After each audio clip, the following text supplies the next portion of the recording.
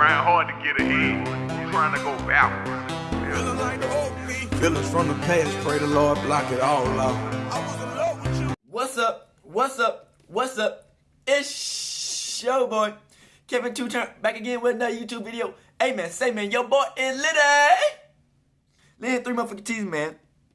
Today we finna watch Where Are the Sons of the legendary NBA players now, man. Dang, R.I.P. How did Kobe Bryant did not have a son? Dang. He had an RPGG. He had like 3-4 daughters. Oh my goodness, bro. You know, I wish he had a son, man. So he could have been in the NBA, but he didn't have no son. But we watch his LeBron James sons and stuff, and we gonna see where they be at in the future and shit. And this gonna be all up in the video, man. And we watch about Shaq's son, man. We got whole videos coming up, man. Make sure you like and subscribe to these videos, and let's go. A while back, we took a look at the greatest sons of turn up in this bit, you dig? Turn up. Where they were in their careers as young athletes, and if they were headed to the NBA or not. Well, a lot's changed since then, and we have a much more clear path of which players are going where, or if any actually made it to the league. So we're gonna look at some from that original video and some others. But first, before we do, today I want to give a shout out to our sponsor, Prize Picks, which is a new and innovative way to play. First, I want to look at Bronny James, the son of LeBron, who's had all the hype, but it's becoming more and more clear that he's nothing like his father. But he still has all that hype, still having offers on the table from Kentucky. Hey, Bronny turning up. It's like weeks before. This kind of like weeks before. Ranked point guard of the 2023 class. He started playing right now. Ranked player overall, while number 1 overall ranked prospect DJ Wagner, son of former NBA player Doin Wagner, still has no offers. And that's the luxury of being LeBron's son, because as a freshman he averaged 4.1 points a game. As a sophomore he sat out the whole season with a torn meniscus, and now he's going into his junior season having grown to 6'3". I guess being a prospect is based on how good you're expected to be and not how good you are right now, because up until now the man's only averaged 4 points a game in his high school career. So I guess these rankings are just what you get for being LeBron's son. Now one day he could still be a successful NBA player, but there's no chance he's going to be the next LeBron James, because as a junior in high school LeBron was already dominating, averaging 28, 9, and 6, and looking like an NFL prospect on the football field. Don't get me wrong though, I'm pulling for Bronny, and I'm hoping that when this season starts, they two different type of players, bro. He's gone to that next level and taken that next step. Now Ryan Matumbo, obviously son of Dikembe, his season's about to begin in Georgetown. Okay. He committed a while back, and it's more impressive since high school. As a senior, he was 6'11", 240 pounds. Well, now ESPN has him listed as a 7'2", 252-pound center, with similar instincts in shot blocking and rebounding to his father. He's still got a lot of work to do with his game, so don't expect him to be a one-and-done player at Georgetown, especially as a traditional big man. But definitely do look forward to seeing how much noise he's gonna make playing at the next level one day, because right now Ryan definitely has potential to be a future NBA. But it's crazy. He got Matumbo.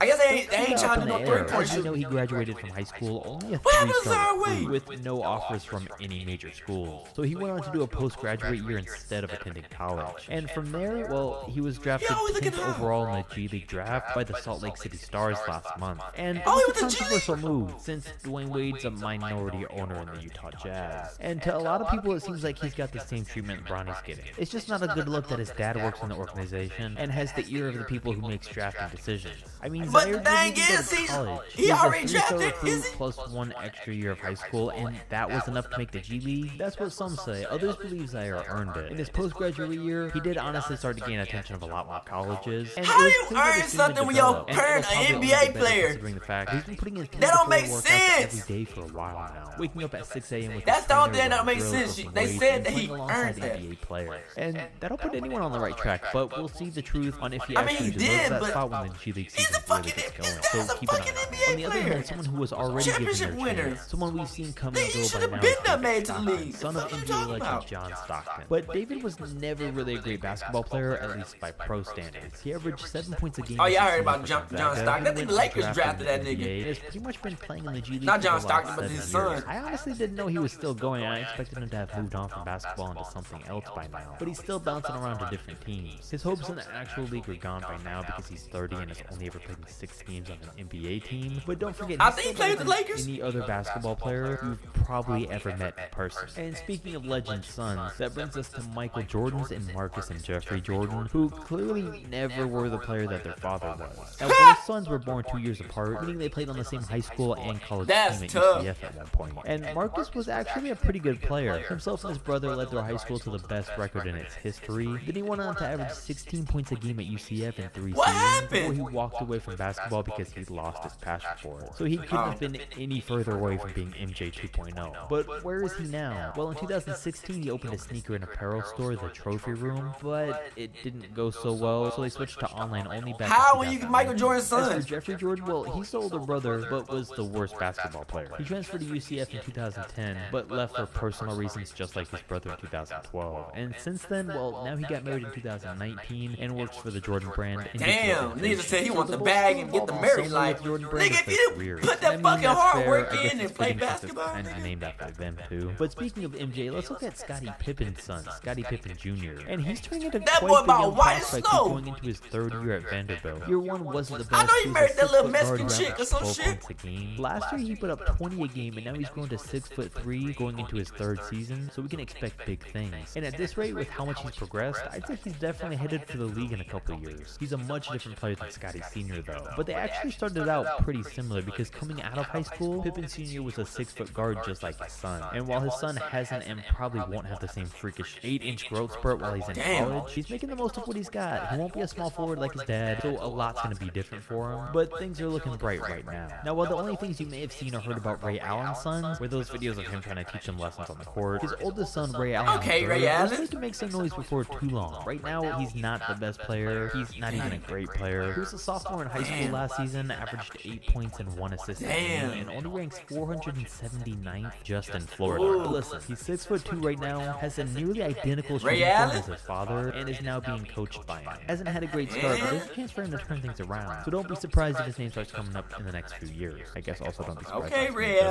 making sure. But speaking of sharpshooting NBA players, Mike Miller has 2 sons both in the sport. Mason. Okay, Mike Miller, I heard that nigga. 6'9" power forward who can shoot the lights out and is pretty athletic for his play. How the fuck? He's tall and skinny though at only 180 pounds, so he's gonna need to add on a lot of muscle and size. How the fuck did dude get that damn job? working? He was a 4-star recruit in high school and got a lot of impressive college offers. Cause he's tall as fuck. Where he's waiting for a season. Nigga, if I'm 6'4", 6'5", doing a fucking hook shot, he'll need it because now going into maybe make a 3 every once in a damn bitch. I get college offers. And college basketball player to learn and develop. What are they talking about? The current trend that he's in now, he probably won't make it to the heights his other family members have. Damn. As for Ron Artest Jr., son of, honestly, I didn't think we were ever going to hear from him because in my original video, linked in the description, I mentioned how he wasn't all that great of a player. He excelled on defense, which he picked up from his dad, but he didn't pick up anything from the offensive side of things. Meta World Peace averaged 25 a game in his best season. Well, last year for CSU, Meta World Peace has some Jr. scoring averaged 4 abilities, points bro. and 3 rebounds a game on 31% from the Damn, field without bitch. shooting a single 3-pointer. But he now just recently signed for the Miami Heat's G League team. But then got cut 1 week later, which isn't surprising. Keep on putting that work in. I don't know can't what's give next up. for him now, but based on that, it seems likely his dad had something to do with him getting that spot, which circles back to Zaire and Dwayne Wade. But we'll see.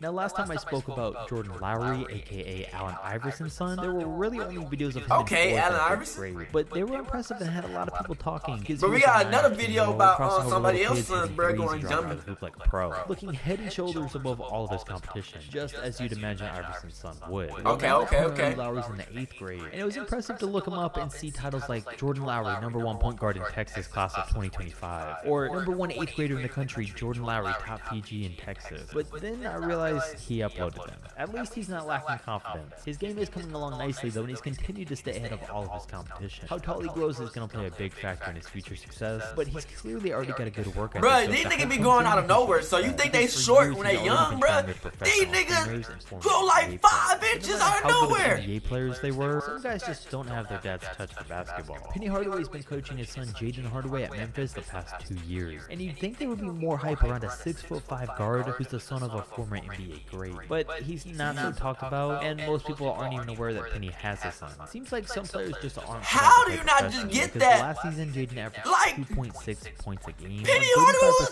nice. How you not get that talent? Which were numbers barely up from You his got freshman all year the at Memphis. motherfucking And it just goes sets show to two set things. you Just how up. hard it is to really make the NBA, and the problem that goes on with second. Yeah, I know it's generation hard, players. but And it's a similar story for white chocolate Jason Williams' son, Jackson Williams, which oddly enough hit his basketball prime at 13. His mixtape from that year today has 4.8 million views. He was a little kid looking just like his dad on the court, crossing players over, hitting flashy passes, and scoring just like Jason used to. But today the hype's been lost so much, I couldn't even figure out what grade he was in. And he's not ranked anywhere, because he grew up and is now just an average-sized person who's not super athletic like Jason used to be. So now he's just a dude with above-average dribbling and passing abilities, which really isn't that great for high school basketball. So we probably won't ever hear much more from him. Now last time we also talked about DJ Wagner, son of Dennis. White chocolate? He was Fuck. doing great, putting up Son, 24 anyway, that's and crazy, playing man. better than his father at every Anybody high school. can make and it, after but doing shit, so you good, gotta- he committed to I don't know, Washington man. State on a scholarship, something his father also never did. But eventually, the collegiate level was where Dennis made a name for himself and was able to get drafted 27th overall. Well, DJ's not on the same path anymore, at least for now, because these were his averages his freshman year at Washington State, and here's his numbers for last year. He's slowly getting into more of a starting role, but certainly isn't getting too much closer to a career in the league. And finally, that brings us to Sharif O'Neal, Shaq's son. Now, in high school, we've had a lot of hype, even though he was only a 4-star recruit. What happened to Sharif O'Neal? We got some videos about it, bro.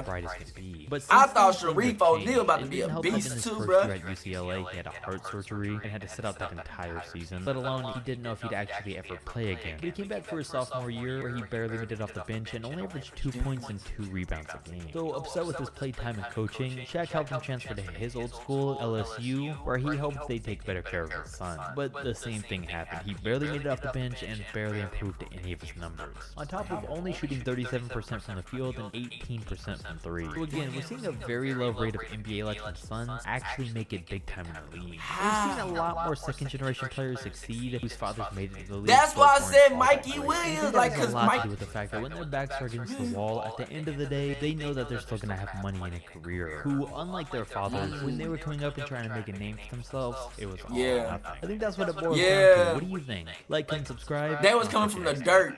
It's like they back then, they parents was coming from the dirt.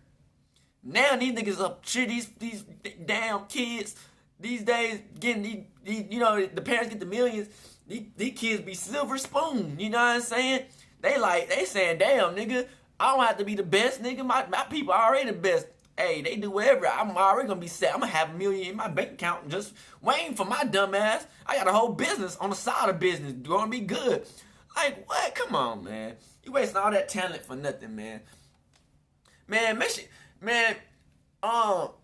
who y'all think is the most underrated one out of all of them? Who think gonna be the best one out of all of them, bruh?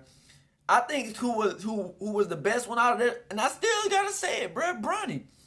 He the only one doing some shit like who got some potential, man. The other one was Scottie Pippen's son. That almost looked white.